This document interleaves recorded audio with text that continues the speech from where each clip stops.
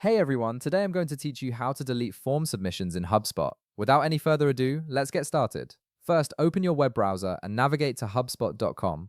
Once you're on the page, log into your account using your credentials. This will take you to your main HubSpot dashboard where you can access all your marketing tools and features. After you've logged in, direct your attention to the left side of your screen where you'll see the main navigation menu. From there, click on Marketing to expand that section. This is where all your marketing tools are organized, including forms, emails, and campaigns. Once the marketing menu opens, look for and click on Forms. This will take you to the area where all your HubSpot forms are stored and managed. Now you'll see a list of all the forms you've created in your HubSpot account. Browse through this list and click on the specific form that contains the submissions you want to delete. This could be a contact form, a sign-up form, or any other type of form you've set up.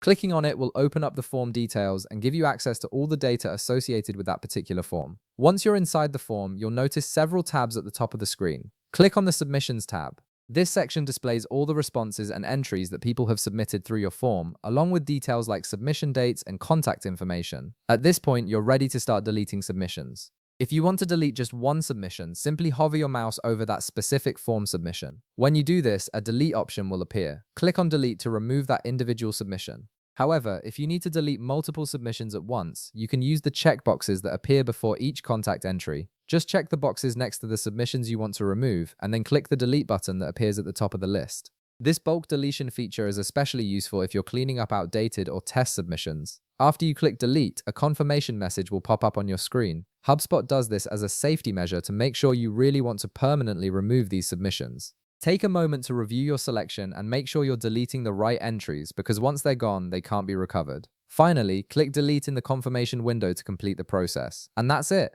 You've successfully removed the form submissions from your HubSpot account, helping you keep your data clean and organized. If this video helped you out, be sure to leave a like, subscribe, and I'll see you in the next one.